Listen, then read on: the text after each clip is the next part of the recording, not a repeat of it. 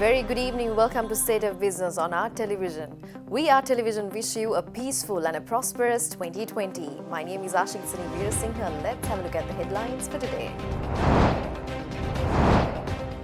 State Minister stresses that land next to Shangri-La Hotel is given on 99-year land lease and not on freehold basis. Former Minister Champika Ranawaka says tax concessions which came into effect from today is a white elephant. News in detail. The Ministry of Finance announced this evening that the government has completely banned the importation of ethanol with effect from today. Finance Minister release said that Prime Minister Mahinda Rajapaksa took this decision in the capacity of Minister of Finance. The release further said that as ethanol is highly produced within the country, no need to import from other countries. Moving on, President Gotabaya Rajapaksa emphasized that a day will come soon we will be badly stuck with foreign debts and the precautionary measures should be taken today itself by the public sector employees. President also said that the inefficiency in the state sector has resulted in creating displeasure among the public and he will not allow such employees to entertain with state funds and they will have to go home. President Gotabaya Rajapaksa engaged in a discussion with the officials of the Ministry of Public Transport at the Presidential Secretariat yesterday and highlighted that unnecessary ordinances and regulations should be amended immediately in order to transform the public service. The President stressed that the process of providing services by the state sector should be easy and transparent, assuring no unnecessary burden on the public. He also stressed that if a public servant is found guilty of any misconduct, he will be punished irrespective of his position and will be stripped of the opportunity of holding any position at a government institute. මේක ගන්නේ නැතුව පඩිය වැඩි කරන්න පුළුවන්. හැබැයි පඩිය වැඩි කරන්න නම් රාජ්‍ය ආදායම වැඩි කරගන්න ඕන. Increasing the salaries of the public sector is one measure to stop taking bribes. But for that, the state revenue must go up. To increase the state revenue, the facilities at such places should be improved. And the employees must assure to increase the productivity and efficiency in the public sector. The bottom line is the honesty and the efficiency of the public sector employees. If the bottom line is not strong enough, it affects the entire system. If the public sector employee gives his maximum, he won't get a need to go for strikes. The unnecessary rules and regulations means we ourselves prevent some revenue to the government. Unless we follow this, we will ever have to depend on loans from overseas. This should have an end. Otherwise, we will be stuck with how to settle those loans. We have already come to a bad situation with the foreign debts. Therefore, we have to begin from somewhere. Therefore, I think today should be the day to begin it. Chairperson of Sri Lanka Podujana Peramuna, Professor G.L. Piri says the key policy of the current government, which the previous government has neglected, is to uplift the local industries by elevating the local businesses, local farmers and manufacturers. He made these observations at a media briefing held in Colombo today morning, accompanied by the State Minister of Transport Services Management, Dilum Amunugama, and party official Renuka Dushyanta Pereira.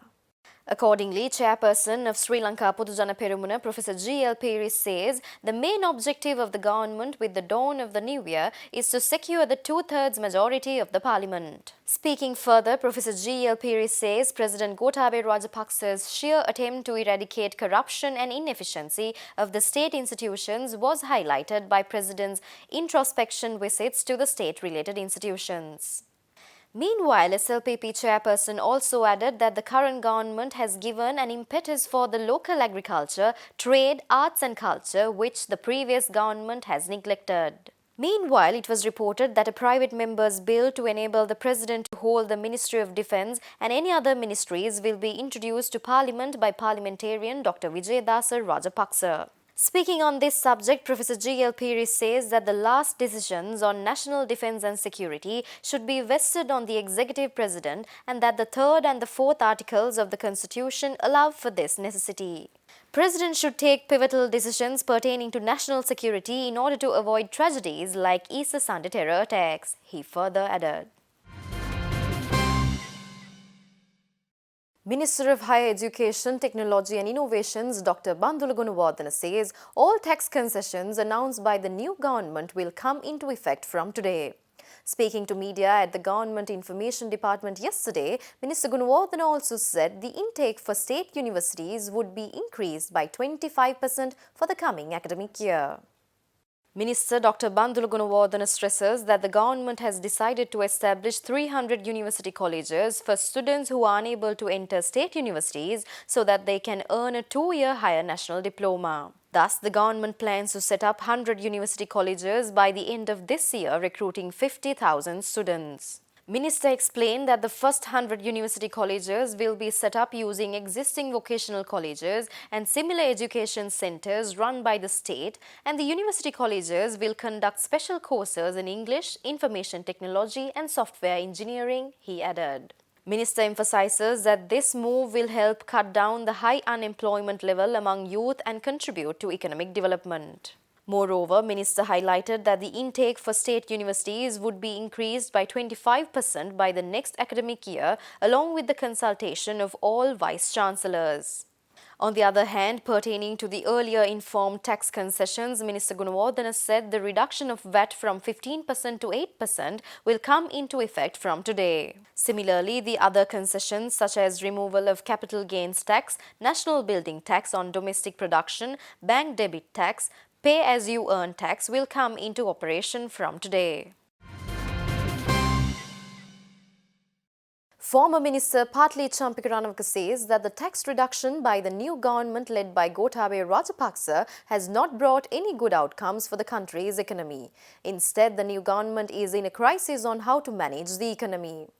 Former Minister Ranawaka, releasing a video via his Facebook page yesterday, said that the government will also have to cancel all the concessions before 2021. පොදුවේ ගත් කල අප මුණ දෙන බරපතලම ප්‍රශ්නය තමයි රාජ්‍ය මූල්‍යය පිළිබඳ අර්බුදය. විශේෂයෙන්ම නව රජය නව ජනාධිපතිවරයා රටට ආදායම් උපදවන යම් යම් බදු සහන දියත් කිරීමක් කළා. ඒ බදු සහන දියත් කිරීමෙන් ඔවුන් බලාපොරොත්තු වුණේ පාරිභෝගික භාණ්ඩ ආදිය ලාභ වෙයි කියලා. සුලභ වෙයි කියලා. ඒ මගින් ජනතාවගේ පරිභෝජනය ඉහළ යයි කියලා. නමුත් වැට් බද්ද 15 සිට 8 දක්වා අඩු කිරීම තුලින් කිසිම ආකාරයක බඩු මිලට බලපෑමක් සිදු වෙලා නැති බව, බඩු මිල අහස උසට ගොස් තිබෙන බව දැන් අපට පේනවා. ඒ අනුව ආර්ථිකයේ ඔවුන් දැක්කනම් යම් කිසි ආකාරයක ජනතාවට සහනයක් මේ මගින් ඇති වෙයි කියලා ඒ ඉටු වෙලා නැහැ. ඒ වගේම පරිභෝජනය මේ දෙසැම්බර් 1 වෙනිදා සිට බලගතු විදිහට ඉහළ නොගිය බව තමයි සියලුම සමාගම් විශේෂයෙන්ම පාරිභෝගික භාණ්ඩ විකුණන සමාගම් වාර්තා කොට තිබෙන්නේ. මම බොහොම පැහැදිලිව අනාවැකියක් පළ කරනවා. ලබන මහා මැතිවරණයෙන් පසු මේ එක්සත් ජනපදයේ MCC ගිවිසුම අත්සන් කිරීමට රජය දැනටමත් පියවර තබලා තිබෙන බව. Stay tuned for more news after this short break.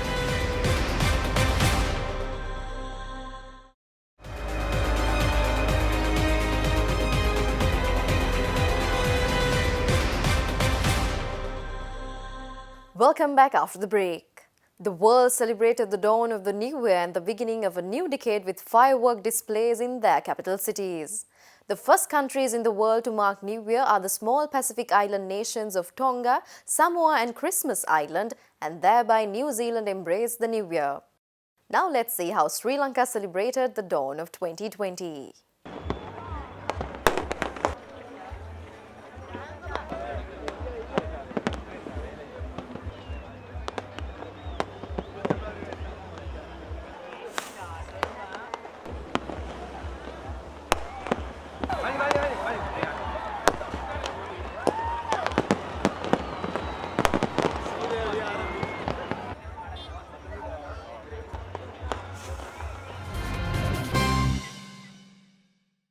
An updated version of the official mobile application launched by the Colombo Stock Exchange is now available for download for Android and iOS users. The updated app features a modern interface and aims to offer users greater access to information on the stock market and scope for personalization. The Colombo Stock Exchange says that with the new app, users will have access to customized notifications, analytical tools, educational content, historical movements of indicates, and stocks for up to a year, and a feature for investors to manage their CDS account upon investing. The app is available in Sinhala, English and Tamil languages and presents live data during trading hours, limiting the need for users to access multiple information sources. The mobile app also features content that would otherwise have to be purchased via other digital platforms, which is in line with the objective of encouraging investors to trade on the go from wherever they are. The app can be downloaded on the Google Play Store and the Apple App Store. Dismissing the claim that the new cabinet has given the nod to permit the land next to Shangri-La Hotel for a freehold basis, State Minister of Tea Industry Development Kanchana Wijesekara stresses that the land is given on 99-year lease period and what the current government did was to accelerate the venture which was approved by the previous cabinet.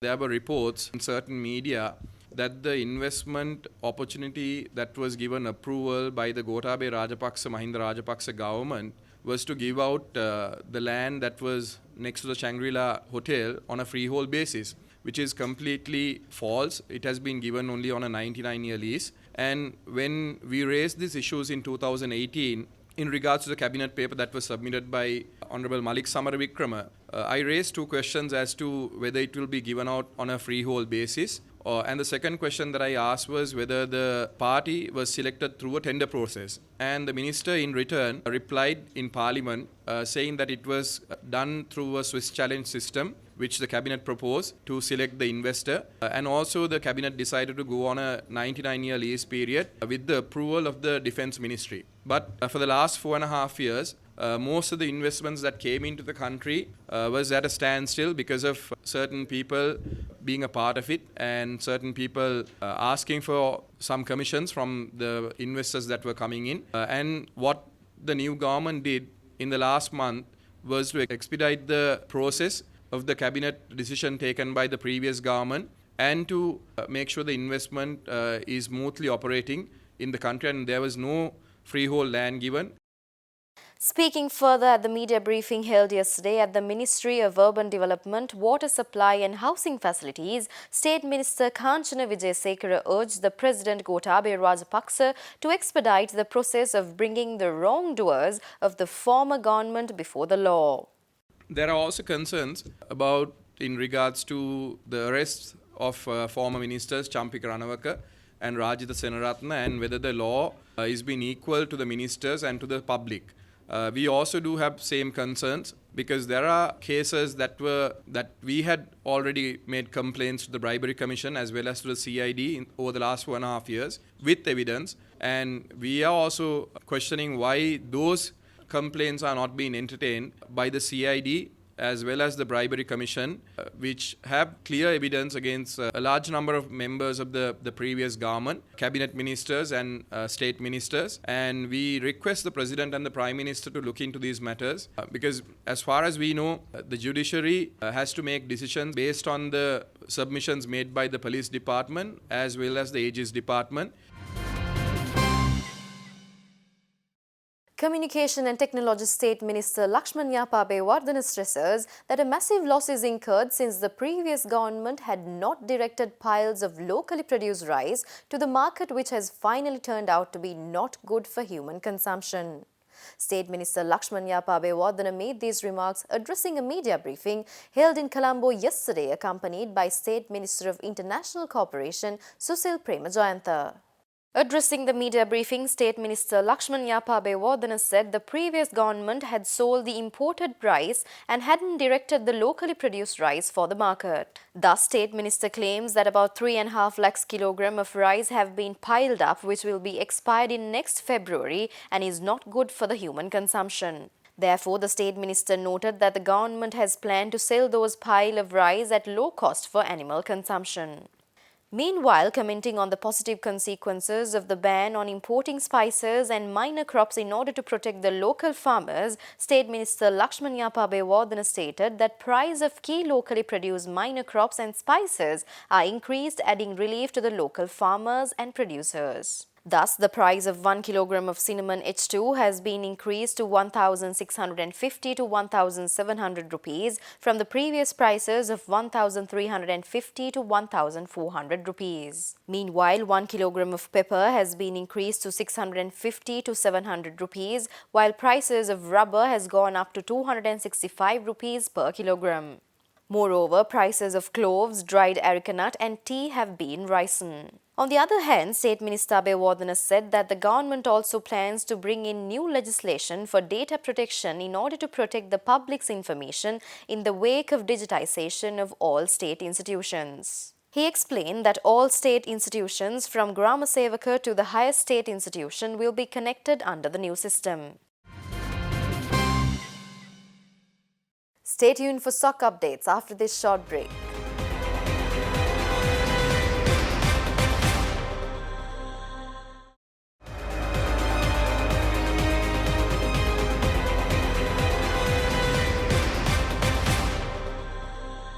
Welcome back after the break. Trading at Colombo Stock Exchange ended on a negative note today. The all-share price index dropped 26.79 points to close at 6,129.21 and the S&P SL20 dropped 21.31 points to close at 2,936.96. The turnover was 965 million rupees and over 49 million shares were traded.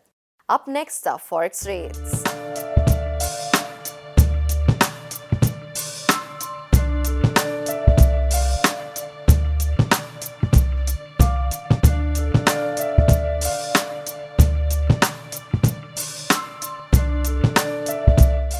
That's all the news for today. Join us tomorrow at the same time. Until then, take care. Good night.